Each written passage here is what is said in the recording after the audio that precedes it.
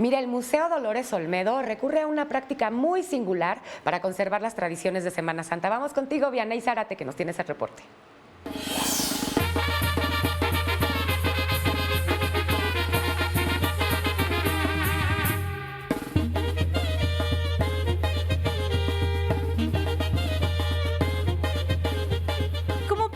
Celebraciones de Semana Santa, desde hace 10 años, el Museo Dolores Olmedo realiza la quema de Judas, con el fin de conservar las tradiciones y difundirlas entre capitalinos y turistas que cada año se dan cita en este recinto al sur de la ciudad.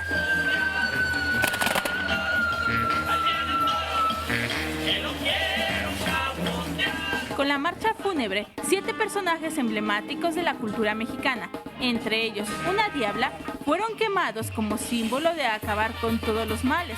Estuvieron acompañados del tradicional castillo, el cual contó con varias figuras realizadas por artesanos de Tultepec, quienes también presentaron a los típicos y coloridos toritos.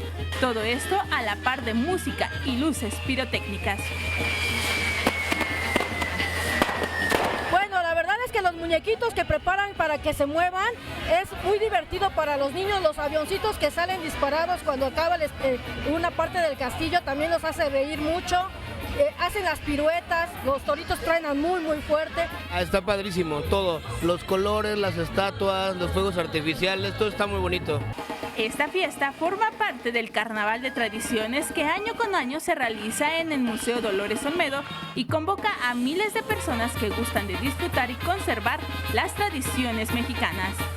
Con imágenes de Jorge Barajas, Vianey Zárate, 21 Noticias.